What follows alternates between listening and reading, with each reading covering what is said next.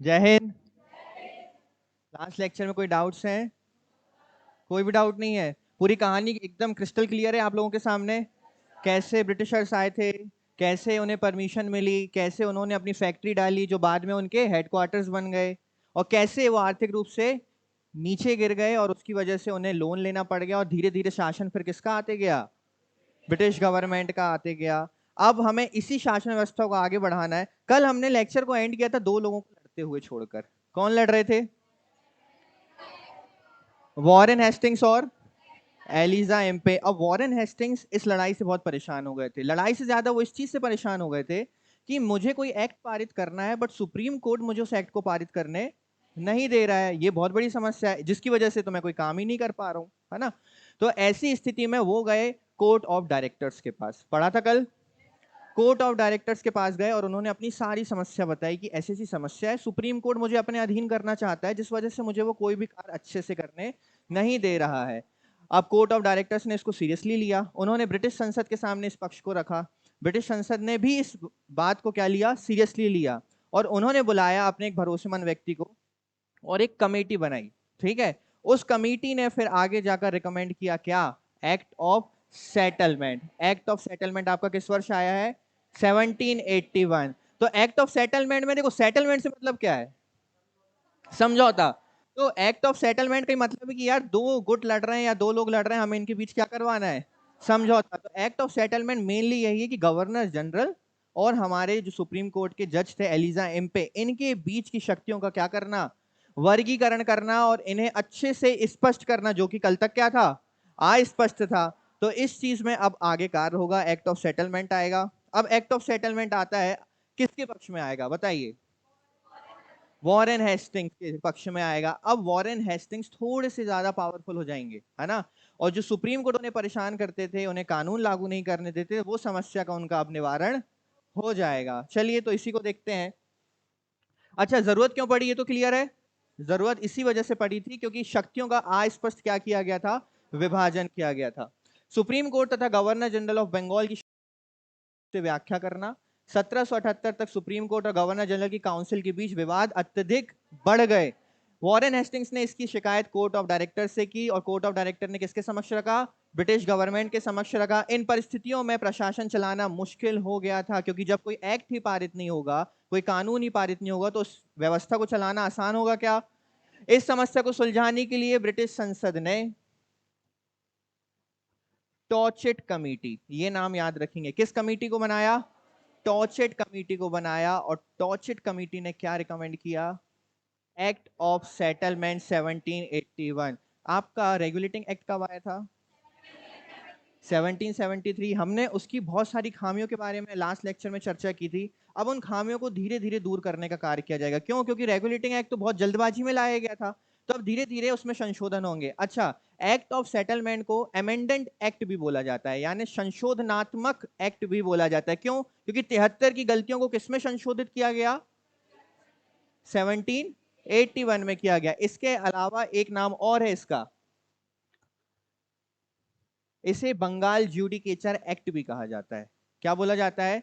Bengal ज्यूडिकेचर act भी कहा जाता है। और जब टॉर्चेट कमेटी आई तो इस कमेटी की सिफारिश पर क्या लाया गया? आपका एक्ट ऑफ सेटलमेंट। तो सबसे पहले ये रूपरेखा समझो आप। 73 में एक्ट आया, शक्तियों का अस्पष्ट वर्गीकरण किया गया, लोगों में लड़ाइयां होने लगी। लड़ाइयां मतलब एक दूसरे को अधीन करने की क्या होने लगी?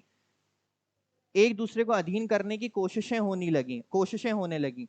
अब अधीन करना है, दोनों ही एक दूसरे को अधीन करना चाहते हैं, ऐसे तो कार्य चलेगा नहीं।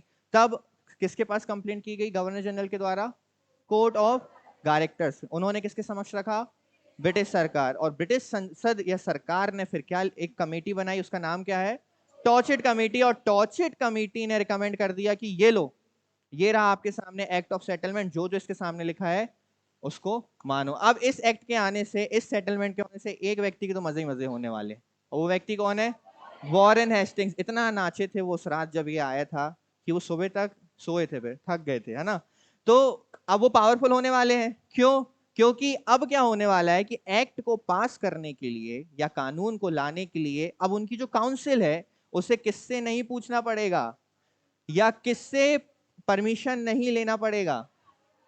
सुप्रीम कोर्ट से एलिजा एम्पे से परमिशन नहीं लेना पड़ेगा। वो 4 काउंसिल अभी बैठी है, वो तो सरदर्द है ही, वो तो अगर खाने पे नहीं बुलाई गई तो वो तो पास नहीं करने वाले एक्ट, है ना, वो अभी है, उसको भी दूर करेंगे धीरे से। तो यहां तक पहली चीज, पावरफुल किसको बनाया गया? वॉरेन हेस्टिंग्स को बनाया गया, ठीक है। रेगुलेटिंग एक्ट 1773 में अंतर्निहित गंभीर व्यवहारिक दोषों को दूर करने के लिए ब्रिटिश संसद के द्वारा इस एक्ट को प्रावधान किया गया। इसे संशोधनात्मक अधिनियम भी कहा जाता है। गवर्नर जनरल इन काउंसिल को सर्वोच्च न्यायालय की अधिकारिता से मुक्त कर दिया गया। यानी यदि अब एक्ट लाना है या कानून पास करना है तो हमें आपसे पूछने की आवश्यकता नहीं है। अर्थात गवर्नर जनरल की परिषद अब जो नियम बनाएगी उसे उच्चतम न्यायालय के पास पंजीकृत करना आवश्यक नहीं है। इस एक्ट के द्वारा कलकत्ता की सरकार को बंगाल, बिहार और उड़ीसा, अभी तक क्या था, हमने देखा था लास्ट लेक्चर में कि जो बंगाल का गवर्नर जनरल था वो किसके लिए कानून बनाता था? केंद्र के लिए। और जो बॉम्बे और मद्रास प्रेसिडेंसी या वहां के जो गवर्नर थे वो किसके लिए? अपने क्षेत्र के लिए। ये प्रांतों में बटे हुए थे। अब जो उड़ीसा और बिहार, ये 2 प्रांत हैं, इनके कानून बनाने के अधिकार भी किसको दे दिए गए? बंगाल के गवर्नर जनरल। तो और पावरफुल हो गया, दमदार हो गया, आ गया इसका टाइम। अब कोई बात करके बता दे ज्यादा इससे, अब तो पावरफुल हो गया है। अब समस्या हो गई किसके साथ? अब दुखी कौन होने वाला है? सुप्रीम कोर्ट के जस्टिस एलिजा एम पे अब दुखी हो जाएंगे। अभी अच्छा खासा सोचे थे कि मेरे सपोर्ट में कोई चीज आएगी, उनके अगेंस्ट में चली गई चीजें। अब सुप्रीम कोर्ट को बुलाया गया, बोले इधर आओ, बहुत कंप्लेंट आ रही है तुम्हारी, अब सुनो हमारी बात ध्यान से। आप अब से गवर्नर जनरल के या किसी भी कार्य के राजस्व मामले में हस्तक्षेप नहीं करोगे। राजस्व मामले जो भी होंगे उसको कौन हैंडल करेगा? आपको न्याय देने के लिए रखा गया है ना, चुपचाप बैठकर न्याय दीजिए। वो बाल पहनकर अपने लंबे लंबे, है ना, सुंदरता बढ़ाते थे जज पहले लंबे बाल पहनकर, है ना, विग पहनकर। तो ये पहली चीज बोली गई। दूसरी चीज ये बोली गई कि देखिए आप न्यायिक क्षेत्र में ध्यान दीजिए, और न्यायिक क्षेत्र में ध्यान देते समय आप एक बात का बहुत अच्छे से ध्यान रखो कि आप जब भी कोई कानून बनाओगे या कोई निर्णय दोगे या कुछ भी नया रेजोल्यूशन लाओगे तो आप इस बात का ध्यान रखोगे कि हिंदू हो या मुस्लिम हो या भारत का कोई भी धर्म हो, उनकी धार्मिक भावनाएं को ठेस ना पहुंचे। और आप ऐसा कोई भी रेजोल्यूशन नहीं लेकर आओगे जिससे उनके धर्म की भावनाओं का या उनके क्रियाकलापों का क्या होता हो, हनन होता हो। तो ये साफ चीज डांट कर किसको बोल दी गई? सुप्रीम कोर्ट को बोल दी गई कि ये 1-2 बात आप ध्यान रखना, गवर्नर जनरल को परेशान मत करो, आप राजस्व मामले में ध्यान मत दो, अब गवर्नर जनरल साहब से परमिशन नहीं लेंगे। और तीसरी चीज, कोई भी कानून या रेजोल्यूशन लेकर आओगे तो आप धर्म विशेष का क्या रखोगे?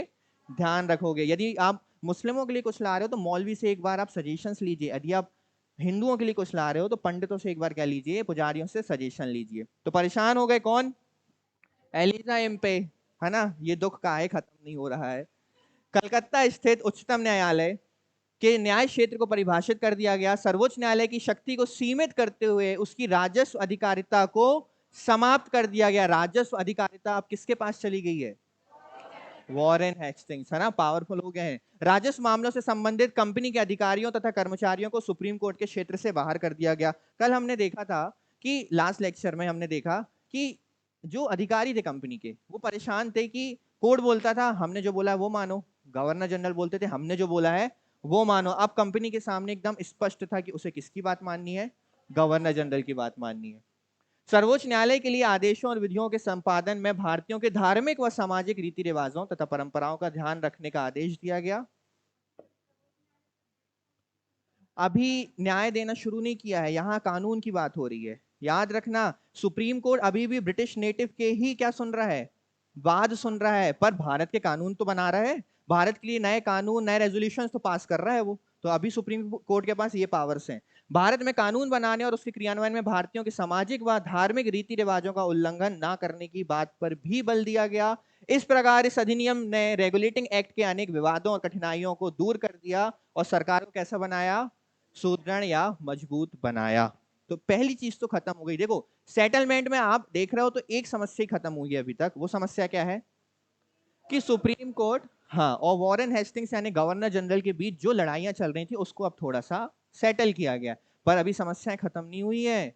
अभी आप सोचिए, वो बैठे हैं 4 टेबल लगा के, है ना, जिनका दिमाग खराब यदि है तो वो नहीं करेंगे साइन। कर लो गवर्नर जनरल, आपको जो करना है ना। यहाँ बॉम्बे बैठा है, यहाँ मद्रास बैठा है, सर बता दीजिए हमारी शक्तियां क्या है। कल से परेशान है, आज बता दो, है ना। तो अब इन चीजों को भी तो दूर करना है। अब इन चीजों को दूर करने के लिए एक अधिनियम या एक एक्ट प्रस्तुत होता है, उसका नाम है पिट्स इंडिया एक्ट, वर्ष 1784। कितने साल बाद आया? 3 साल बाद आ गया। अच्छा, इसका नाम पिट्स इंडिया एक्ट क्यों पड़ा, ये समझना। क्या हुआ, एक 21 साल के नौजवान जिनका नाम था विलियम पिट्स, है ना, ये ब्रिटिश संसद में एंट्री लेते हैं, ठीक है, और सिर्फ 3 वर्षों के बाद ये क्या बन जाते हैं? ब्रिटेन के सबसे युवा प्रधानमंत्री। ये ब्रिटेन के सबसे युवा प्रधानमंत्री बन जाते हैं, और ब्रिटेन के सबसे युवा प्रधानमंत्री होने के कारण और तत्कालीन प्रधानमंत्री होने के कारण ईस्ट इंडिया एक्ट 1784 का नाम किसके नाम पर रख दिया जाता है? पिट्स इंडिया एक्ट के नाम पर रख दिया जाता है ना। अब बहुत सारे ऐसे परिवर्तन होने वाले हैं जो वाकई में रेगुलेटिंग एक्ट की गलतियों को सुधारेंगे, और एक ऐसे परिवर्तन होने वाले हैं कुछ जो अब ब्रिटिश गवर्नमेंट को पावरफुल बनाएंगे। कहां पर? इंडिया में। और वो ये बताएंगे कि अब धीरे धीरे कंपनी का वर्चस्व समाप्त होते जा रहा है, और वर्चस्व किसका शुरू होने वाला है? ब्रिटिशर्स का वर्चस्व शुरू होने वाला है। यहां तक की कहानी क्लियर है? तो वहां लड़ाई हुई 73 में, फिर उसको सेटलमेंट किया 81 में। अब 73 की बाकी गलतियों को हम दूर करने की कोशिश करते हैं, या इसके द्वारा कोशिश की जाएगी, ठीक है। सबसे पहले 73 के रेगुलेटिंग एक्ट की कमियों को दूर करने के लिए पिट्स इंडिया एक्ट लाया गया। 1780 में विलियम पिट की ब्रिटिश संसद में 21 वर्ष की आयु में एंट्री होती है, तथा 1783 में विलियम पिट ब्रिटेन के सबसे युवा प्रधानमंत्री बनते हैं। विलियम पिट के नाम पर ही ईस्ट इंडिया कंपनी एक्ट 1784 का नाम क्या रख दिया जाता है? Pitt's India act. अब इसकी जरूरत क्यों पड़ी, इसके मुख्य तत्व क्या है, वो हम पॉइंट वाइज समझेंगे। सबसे पहला पॉइंट, व्यापारिक एकाधिकार। हम पहले दिन से पढ़ते आ रहे हैं, जब से हमने एक्स पढ़ना शुरू किया, व्यापारिक एकाधिकार, व्यापारिक एकाधिकार। ये व्यापारिक एकाधिकार अभी तक समाप्त नहीं हुआ है। देखो, कब आई ईस्ट इंडिया कंपनी? 1608। किस वर्ष आ चुके हैं हम? लगभग 150 से 200 वर्षों का समय हो रहा है, और अभी भी भारत में केवल व्यापार करने का एकाधिकार किसके पास है? East India company. किसी दूसरी कंपनी की एंट्री होने नहीं दे रहे हैं। तो देखो, यही चीज पिट्स इंडिया एक्ट ने भी किया कि देखो, हम आपके एकाधिकार को समाप्त नहीं करेंगे। आज भी केप और गुड होप के जितने भी पूर्वी देश हैं, उन पर एकाधिकार किसका रहेगा व्यापार करने का? ईस्ट इंडिया कंपनी का। तो चलो, एक चीज अच्छी हुई, यहां कोई चेंज नहीं देखने मिला हमें, है ना। कंपनी के नियंत्रण में बदलाव। अब यहाँ पे सबसे बड़ा परिवर्तन जो बोला जाता है पिट्स इंडिया एक्ट का, वो ये बोला जाता है। देखो, अभी तक क्या हो रहा था, दो एक्टिविटीज कर रही थी ईस्ट इंडिया कंपनी। एक एक्टिविटी थी आपकी कमर्शियल, और एक एक्टिविटी थी आपकी पॉलिटिकल, यानी एक था आपका व्यापारिक और एक था आपका राजनीतिक। और दोनों को ही कौन देखता था? ईस्ट इंडिया कंपनी में कौन दिखता था? कोर्ट ऑफ डायरेक्टर्स, सीओडी देखते थे। कोर्ट ऑफ डायरेक्टर्स की संख्या कितनी थी? और आज तक 24 है, याद रखना, इन्हें कभी भी छेड़ा नहीं गया है, ठीक है। तो कोर्ट ऑफ डायरेक्टर्स देखते थे कि कमर्शियल भी देख रहे हैं और पॉलिटिकल भी देख रहे हैं, बट अब यहां चेंजेस कर दिए गए। अब इन्हें डिवाइड कर दिया गया पावर्स को। अब जो भी कमर्शियल मामले हैं, यानी जो भी व्यापारिक मामले हैं, वो देखेंगे कोर्ट ऑफ डायरेक्टर्स।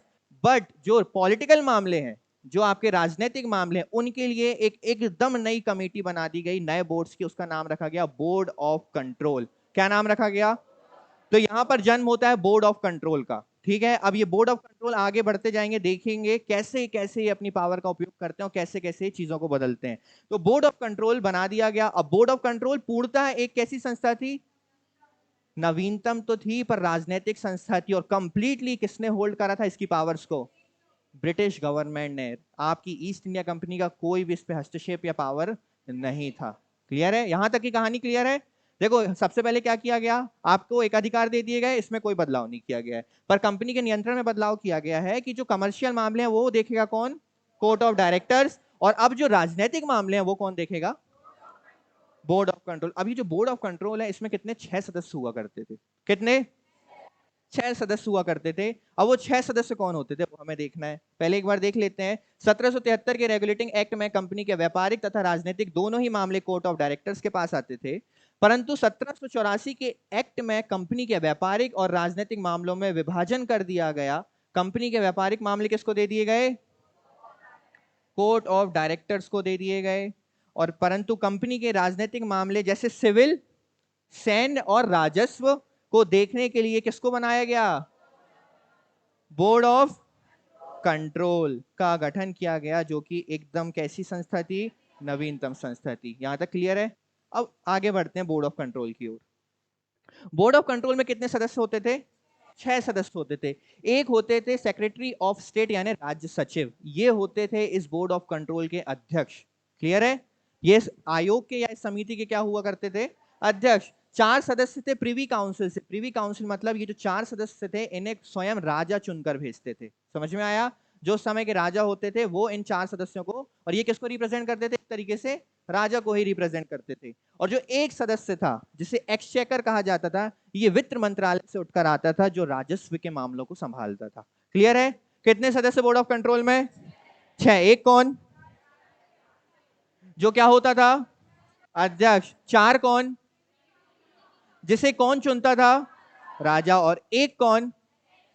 जो किस मंत्रालय से संबंधित था और कौन से वाद देखता था?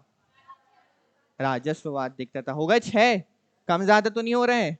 इन 6 लोगों ने पूरी पॉलिटिकल पावर कंट्रोल करी है इंडिया की। इसमें 6 सदस्य होते थे। इसकी अध्यक्षता सेक्रेटरी ऑफ स्टेट के पास थी, जो ब्रिटिश सरकार का कैबिनेट मंत्री होता था। ये याद रखना। 4 सदस्य प्रीवी काउंसलर थे, जिन्हें ब्रिटेन के राजा द्वारा नियुक्त किया जाता था। एक एक्सचेकर ब्रिटेन का वित्त मंत्री सदस्य होता था, जो मुख्य राजस्व अधिकारी होता था। अर्थात यह कहना उचित होगा कि बोर्ड ऑफ कंट्रोल पूरी तरीके से कैसी संस्था थी? अभी हमने चर्चा की कि पूर्ण रूप से एक ऐसी संस्था है, राजनैतिक संस्था है। और एक चीज जो सबसे बड़ा बदलाव किया गया, अभी हमने देखा था लास्ट लेक्चर्स में, कि आपके क्लर्क होते थे। क्लर्क किसको रिपोर्ट करते थे? गवर्नर को। गवर्नर किसको रिपोर्ट करते थे? किसे? कोर्ट ऑफ डायरेक्टर्स को। और कोर्ट ऑफ डायरेक्टर्स किसको रिपोर्ट करते? Court of proprietor. अच्छा, ये कोर्ट ऑफ प्रोपराइटर का काम क्या था? कोर्ट ऑफ डायरेक्टर्स को चुनना। ये जो कोर्ट ऑफ प्रोपराइटर है ना, ये एक्चुअल में कंपनी के मालिक थे। मैंने आपको बोला था ना, कुछ लोग गए थे रानी के पास, परमिशन दे दीजिए, हमें जाना है, इंडिया में व्यापार करना है पूर्वी देशों में। यही वो लोग थे। इन लोगों को क्या कर दिया गया? लात मार कर बाहर कर दिया गया कि अब आपका, मैं लात मार कर नहीं दिखाऊंगा, है ना? ऐसे मत देखो कि सर अभी लात मारेंगे, ठीक है? तो इन्हें लात मारकर बाहर कर दिया गया। इस वजह से अब इनका स्थान कंप्लीटली ईस्ट इंडिया कंपनी से क्या कर दिया गया है? समाप्त कर दिया गया। क्लियर है? ये बेचारे इतना किया, इतनी मेहनत की, इतना कंट्रोल किया, अब इन्हीं की कोई इज्जत नहीं रह गई। यही होता है, मेहनत करो बाद में नहीं रहती है। सबके साथ ऐसा नहीं होता है। ठीक है, तो कितने सदस्य थे इसमें बोर्ड ऑफ कंट्रोल में? 6। एक कौन? ठीक। 4 कौन? और एक कौन? अच्छा, राजा किसको चुनते थे? अध्यक्ष कौन होता था? और राजस्व अधिकारी? यहां तक कोई यदि डाउट्स है तो मेरे सामने प्रस्तुत किए जाए। है कोई डाउट? आगे बढ़े। बोर्ड ऑफ कंट्रोल क्लियर है? देखो कहां से कहां तक आ चुके हैं, है ना? चीजें अब थोड़ी सी क्लियर होती जा रही है ना? अब देखते हैं और परिवर्तन क्या किए गए, प्रशासनिक बदलाव क्या किए गए हैं। अब देखो, कल गवर्नर जनरल रो रहा था कि हम इन्हें इतने अच्छे से पूछते हैं, हमारे 4 काउंसिल मेंबर्स को, और सुबह तक इनका दिमाग खराब हो जाता है, तो ये क्या कर देते हैं? साइन ही नहीं करते हैं, सहमति ही नहीं देते हैं। मैं इतनी मेहनत से कानून बनाता हूं और ये कानून ही पास नहीं हो पाता है। होता था ना? ये समस्या भी जब ब्रिटिश गवर्नमेंट को पता चली, तो उन्होंने गवर्नर जनरल को पावरफुल बनाने की ठान ली। और गवर्नर जनरल को पावरफुल बनाने के लिए सबसे पहला काम उन्होंने जो किया, वो 4 की जगह उन्हें घटाकर कितना कर दिया? 3 कर दिया। अब इससे क्या पावर हो गया? फिर 3 एक जगह हो जाएंगे, फिर काम बिगड़ जाएगा। इससे क्या हुआ? देखो देखो, एक आपका था गवर्नर, ये गवर्नर है, जो अभी थोड़ा सा उदास है ना? क्यों? क्योंकि 3 जो आपके 4 मेंबर्स हैं, एग्जीक्यूटिव मेंबर्स हैं, 1 2 3 और 4, ये तो मुस्कुरा रहे हैं, क्योंकि इन्हीं के मन की चीजें हो रही हैं। तो ये इसके कानून को पारित नहीं करते थे। तो ये बोला गया पिट्स इंडिया एक्ट में कि पहले तो इस एक को हटाओ यार, बड़ा डिस्टरबेंस करते हैं। बेस्टी बन जाते हैं 3 लोग और बेचारे उसको कोई कानून ही पास नहीं करने देते हैं। तो पहले 3 हटाया। फिर उन्होंने बोला ठीक है, आप 1 हटा रहे हो, बट एक बात बताओ कि गवर्नर जनरल यदि किसी चीज को सामने पेश करेगा और 2 लोगों ने यदि बोल दिया नो, तो फिर क्या होगा? फिर वही समस्या उत्पन्न हो गई ना। तो उन्होंने बोला रुको, एक चीज और करते हैं, जो हमने लास्ट एक्ट में छोड़ दिया, हम देते हैं गवर्नर जनरल को अब वीटो पावर। वीटो पावर देने से क्या हुआ कि यदि एक व्यक्ति भी चारों में मान गया, तीनों में, सॉरी 4 तो बचे नहीं, 3 बचे, यदि एक व्यक्ति भी तीनों में मान गया तो टाई हो जाएगा, मैच टाई हो गया। 2 लोग बोल रहे हैं हाँ, और 2 लोग बोल रहे हैं ना, तब गवर्नर जनरल वो बोलेगा 1 मिनट आता हूं, और फिर वो अपनी पॉकेट से निकालेंगे क्या, है कोई सामने वीटो पावर, ये रहा तीसरा वोट, अब बताओ, और कानून क्या हो जाएगा, पास हो जाएगा। तो अब ये रोती हुई सूरत क्या हो गई गवर्नर जनरल की, मुस्कुराती, बोला मजा आ गया सर, यही तो चाहिए था, यही तो मांग रहे थे हम आपसे। तो गवर्नर जनरल और ज्यादा क्या हो गया, पावरफुल हो गया। यही चीज प्रशासनिक बदलाव इसमें किए गए। क्लियर है, ये चीज समझ में आई। जो 4 आपके काउंसिल मेंबर थे उन्हें घटाकर कितना कर दिया गया, 3, और आपके गवर्नर जनरल को क्या दे दी गई, veto power. Pitt's India act में गवर्नर जनरल की शक्तियां बढ़ाने के लिए एग्जीक्यूटिव काउंसिल के सदस्यों की संख्या घटकर 4 की बजाय 3 कर दी गई। इसके अलावा गवर्नर जनरल को वीटो पावर भी दे दी गई, अर्थात गवर्नर जनरल कानून पारित करने के लिए अब अधिक शक्तिशाली हो गया। अब यदि 3 सदस्यों में से एक भी सदस्य यदि कानून के पक्ष में वोट कर दे और मुकाबला टाई हो जाएगा, तथा गवर्नर जनरल को वीटो पावर दी गई थी, अर्थात वह वीटो पावर का उपयोग करके उस एक्ट को पारित कर सकता है। बहुत खुश होंगे वॉरेन हेस्टिंग्स, है ना, बहुत रुलाया था एलिजा एम्पे ने, टेंशन में सोते नहीं थे पता है, रात भर जगते थे, मेहनत करते थे, कानून बनाते थे। एलिजा एम्पे बोलता था ना हो पाएगा, पनीर खिलाया था, बुलाया था मुझे खाने पे, नहीं बुलाया था, नहीं करेंगे साइन, कितना दुख होता है बताओ, है ना। एक तो एलिजा एम्पे के बाल भी बहुत खूबसूरत थे। अब और बदलाव, प्रांतीय क्षेत्रों में क्या बदलाव किए गए, प्रांतीय क्षेत्र यानी आपके, अरे वही मद्रास और बॉम्बे, वो बेचारे सर शक्ति बताओ, सर शक्ति बताओ, हमारी शक्तियां क्या है प्लीज, है ना, ये चीज की गई। अब क्या किया गया, पहली चीज, इनके भी सदस्यों को 4 से घटाकर क्या कर दिया गया, 3 कर दिया गया, और उन 3 में एक मेंबर नया बैठाया गया, जिसे बोला जाता था कमांडर इन चीफ। क्या बोला जाता था, कमांडर इन चीफ। और ये जो कमांडर इन चीफ होता था, ये उस क्षेत्र की सेना का प्रमुख होता था, है ना, कमांडर तो प्रमुख ही होगा, तो इसे बोला जाता था सेना का प्रमुख, और इसे नियुक्त किया गया। वो 3 जो सदस्य थे काउंसिल के, उनमें से ये एक हुआ करता था, ठीक है। मद्रास व बॉम्बे के गवर्नर जनरल की काउंसिल की सदस्य संख्या 4 से घटकर 3 कर दी गई। इससे गवर्नर जनरल तथा गवर्नर को भारतीय प्रशासन संबंधी निर्णय लेने में आसानी हुई। अब क्या होते थे कि आपके जो क्षेत्र के कानून थे वो खुद ही पास कर कर क्या कर देते थे, उन्हें लागू कर देते थे।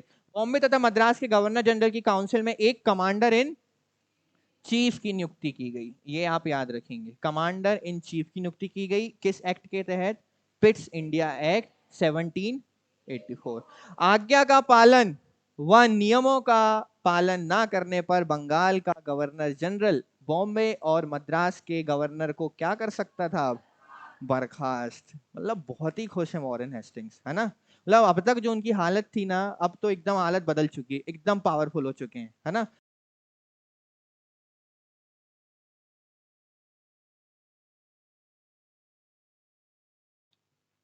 चलिए अन्य तत्व क्या किए गए, ये चीजें समझते हैं। अब क्या हो रहा था आप समझना, मैंने आपसे बोला धीरे धीरे ईस्ट इंडिया का जो वर्चस्व है वो खत्म होता जा रहा है, और वर्चस्व किसका बढ़ता जा रहा है, ब्रिटिश गवर्नमेंट का बढ़ता जा रहा है। ये चीज ना अब लिखावट में भी देखने को मिलने लगा, क्योंकि जहां जहां अब ऐसे वर्ड यूज होते थे कि ईस्ट इंडिया कंपनी का क्षेत्र, अब उसकी जगह क्या यूज होने लगा, ब्रिटिश क्षेत्र, है ना, ब्रिटिश सरकार का क्षेत्र। यही चीज हमें देखने मिली कि पिट्स इंडिया एक्ट में ईस्ट इंडिया कंपनी के टेरिटोरियल पोजेशंस को अब क्या कहा जाने लगा, British territorial possessions in India कहा जाने लगा। इसका मतलब यह है कि जितने टेरिटोरियल क्षेत्र में ईस्ट इंडिया कंपनी का कब्जा है, उन क्षेत्रों में अब ब्रिटिश सरकार का शासन चलेगा। ये अब अपने पांव जमाना भारत में शुरू कर रहे हैं। कंपनी के आधिपत्य क्षेत्र को पहली बार क्या कहा जाने लगा, ब्रिटिश आधिपत्य। कोई ईस्ट इंडिया कंपनी नहीं, अब ये ब्रिटिश शासन है, यहां ब्रिटिश आधिपत्य है। इस एक्ट के द्वारा ब्रिटिश सरकार को भारत में कंपनी के कार्यों और इसके प्रशासन पर पूर्ण नियंत्रण प्राप्त हो गया। समझ में आया। देखो पिट्स इंडिया एक्ट में आपने गवर्नर को पावरफुल बनाया, ठीक है, कुछ की पॉइंट्स हम समझते हैं। आपने गवर्नर को पावरफुल बना दिया, ठीक है। उसके बाद आपने क्या किया, गवर्नर को पावरफुल बनाने के बाद आपने कुछ चीजों में बदलाव कर दिया, काउंसिल में बदलाव कर दिया, 4 की जगह क्या कर दिया, 3 कर दिया। और आपने गवर्नर को क्या दे दी, गवर्नर जनरल को वीटो पावर दे दी, तो अब वो कानून भी बेहतरीन से पास कर सकते हैं। इसके अलावा आपने एक चीज और कर दी कि यदि अब मद्रास और बॉम्बे के प्रेसिडेंसी के गवर्नर्स आपकी बात नहीं मानेंगे, तो आप उनको क्या कर सकते हो, बर्खास्त कर सकते हो। तो ये की पॉइंट्स हैं जो मेन फीचर्स हैं किसके, आपके पिट्स इंडिया एक्ट के। और एक सबसे बड़ा जो हमें मुख्य तत्व इसमें देखने मिलता है कि अब धीरे धीरे ब्रिटिश गवर्नमेंट ये चीज एक्सेप्ट कर रही है कि हम अब कंपनी के शासन को धीरे धीरे समाप्त करके क्या करेंगे, अपने शासन को स्थापित करने का प्रयास करेंगे। तो यही था आपका पिट्स इंडिया एक्ट। समझ में आया? तो रेगुलेटिंग एक्ट के किन दोषों को दूर किया? देखो, सेटलमेंट ने लड़ाई को सुलझाया और पिट्स इंडिया एक्ट ने वो काउंसिल को सुलझाया, है ना, काउंसिल को सुलझाया और किसको ज्यादा पावरफुल बनाया? गवर्नर जनरल को ज्यादा पावरफुल बनाया। ठीक है, इसके बाद यहां तक क्लियर है पिट्स इंडिया एक्ट। अब इसके बाद क्या होता है, इसके बाद एक व्यक्ति आते हैं जिनका नाम है लॉर्ड कार्नवालिस। क्या होता है, अब आप ये समझ सकते हैं कि व्यक्ति कितना मजबूत और पावरफुल रहा होगा कि केवल इन्हें भारत का गवर्नर जनरल बनाने के लिए ब्रिटिश गवर्नमेंट को एक एक्ट लाना पड़ गया। वो एक्ट क्यों लाया गया? क्योंकि इनकी कुछ शर्तें थी। बेटा मोबाइल रख दो, ठीक है। क्या लाया गया? एक्ट लाया गया। केवल किसके लिए? लॉर्ड कॉर्नवालिस के लिए। क्यों लाया गया समझना। पहले ही बता दे रहा हूं कि एक्ट यदि लाया गया तो गवर्नमेंट ने माना क्यों, उसके पीछे एक बहुत बड़ा रीजन था जो हम नेक्स्ट लेक्चर में पढ़ेंगे, पर मैं आपको उसका ओवरव्यू बता देता हूं। एक व्यक्ति था नेपोलियन, उसने यूरोप में अपना आतंक मचा के रखा था, है ना। जो उसकी बात नहीं सुनते थे, समझो उनका काम बिगाड़ देते थे नेपोलियन। और नेपोलियन के अधिकारों को या विस्तार को रोकने का और उसकी शक्तियों को थोड़ा कमजोर करने का काम किसने किया था? कार्नवालिस ने किया था। तो ब्रिटिश गवर्नमेंट को ये देखने मिला कि ये व्यक्ति जो नेपोलियन के अगेंस्ट इतना अच्छा काम किया है, यदि इन्हें भारत भेज दिया जाए तो भारत में जो हमारा वर्चस्व हम स्थापित करना चाह रहे हैं वो और कैसा हो जाएगा? मजबूत हो जाएगा। इसके लिए कार्नवालिस के पास गए ब्रिटिश गवर्नमेंट कि सर एक छोटा सा काम है, आपकी मदद चाहिए, आप भारत जाकर हमारे क्या बन जाइए? गवर्नर जनरल बन जाइए। कार्नवालिस ने बोला रुको, मैं पहले सिस्टम समझूं कि आप लोगों का है क्या। उन्होंने सारा सिस्टम समझा, बोला नहीं, नहीं जा पाएंगे। बोले क्यों नहीं जा पाएंगे? अगर जाएंगे तो दो शर्तें हैं हमारी। उन्होंने बोला क्या है आपकी दो शर्तें? तो पहली शर्त है मेरी कि उस विशेष मामलों में मैं अपने काउंसिल के निर्णयों के लिए बाध्यकारी नहीं रहूंगा। साइन करो मत करो, मेरी बात सुनो, चाहे जो मैंने बोल दिया, इकलौता अकेला व्यक्ति जो मैंने बोल दिया वो क्या हो जाएगा? वही पारित करूंगा। मैं अपने डिसीजंस के लिए 10 लोगों से बातें नहीं करूंगा, मुझे उन 3 काउंसिल मेंबर से बात करने की जरूरत नहीं। पहली शर्त रखी। और दूसरी शर्त रखी कि कमांडर इन चीफ, यहां पे मिस हो गया है, कमांडर इन चीफ। अभी हमने देखा ना, एक कमांडर इन चीफ का पद बन गया जो सेना का प्रमुख होता था। तो कार्नवालिस ने बोला कि कमांडर इन चीफ कौन बनेगा? वो भी मैं ही रहूंगा, कोई काउंसिल का मेंबर नहीं रहेगा। तो दो चीज, पहली मुझे क्या चाहिए कि काउंसिल मेंबर मुझे बाध्यकारी नहीं करेंगे, और दूसरी चीज मुझे क्या चाहिए? बस। ताकि अब देखो, governor general east India company की भारतीय सेवा का क्या बन गया? दिमाग से काम किया ना इन्होंने, ये अपने आप को हर बंधनों से दूर कर दिया इन्होंने। बोला ठीक है, अब मैं इंडिया जाने के लिए तैयार हूं। तो केवल इस व्यक्ति को भारत लाने के लिए एक्ट ऑफ 1786 लाना पड़ा, वरना कोई ऐसा रीजन नहीं था कि 76 86 लाया जाए। बट केवल कार्नवालिस को भारत में लाने के लिए इसे लाया गया। ठीक है, क्या समझ में नहीं आया? कुछ प्रॉब्लम्स हो? अब बहुत बड़े बड़े परिवर्तन होने वाले हैं। अब आप देखेंगे नेक्स्ट लेक्चर में कि जो अभी तक हम सुनते आ रहे हैं ना, एकाधिकार एकाधिकार एकाधिकार, अब नेपोलियन जो आए हैं ये इतनी बड़ी समस्या उत्पन्न करेंगे कि इस एकाधिकार में क्या हो जाएगा? अब एकाधिकार में अब क्या होगा? बदलाव होगा। तो पिक्चर अभी बाकी है ना। अब असली खेल तो अब शुरू होगा कि ईस्ट इंडिया कंपनी को अब लात पड़ने शुरू हो जाएंगे और उनके क्षेत्रों को कैसा किया जाने लगेगा? छोटा और सीमित किया जाएगा, और पता ही नहीं चलेगा ईस्ट इंडिया कंपनी कब गायब हो गई और किसका शासन आ गया? ब्रिटिश गवर्नमेंट का। तो कोई समस्या है तो बताइए, किसी स्लाइड में कोई दिक्कत है? एक बार ओवरव्यू देख लेते हैं हम।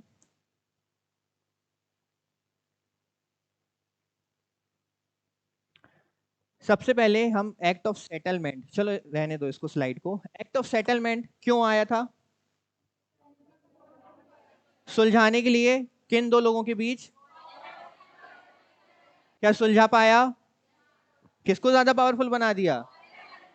वॉरेन हेस्टिंग्स को बना दिया। और सुप्रीम कोर्ट को क्या बोल दिया? किस?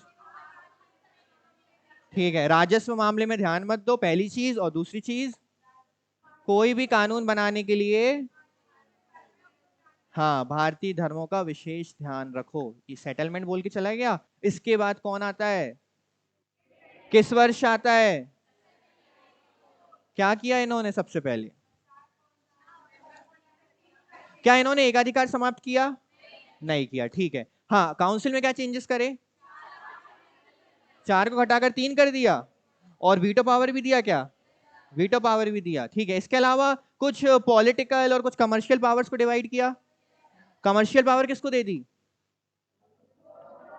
कोर्ट ऑफ डायरेक्टर्स को। और पॉलिटिकल पावर किसको दे दी? बोर्ड ऑफ कंट्रोल को दे दी। बोर्ड ऑफ कंट्रोल में कितने मेंबर? 6। एक कौन?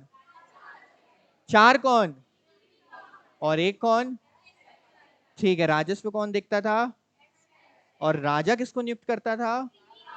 प्रिवी काउंसिल को करता था। क्लियर है? तो ये बोर्ड ऑफ कंट्रोल में चेंजेस हुए। और पावर और किसकी बढ़ा दी गई? Governor general. और आपका जो 1786 है वो केवल किसको भारत में लाने के लिए लाया गया? Lord Cornwallis. और इनकी 2 शर्तें थी। पहली शर्त क्या थी? और दूसरी शर्त? हाँ, मैं बाध्यकारी नहीं रहूंगा। क्लियर है? अब बताइए कोई समस्या है तो।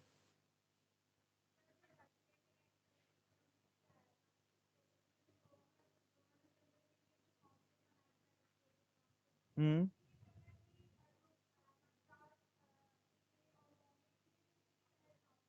हाँ, उसी के तहत बनाई गई थी। जो आपके 4 मेंबर्स गवर्नर जनरल के काउंसिल में होते थे, बट सेम नहीं, उनकी काउंसिल में 4 सदस्य अलग होते थे। और बॉम्बे और मद्रास काउंसिल के 4-4 सदस्य अलग काउंसिल, वो अलग काउंसिल है। और गवर्नर जनरल की 4 सदस्यों की काउंसिल अलग है। वो एक ही काउंसिल तीनों को कंट्रोल नहीं करती थी।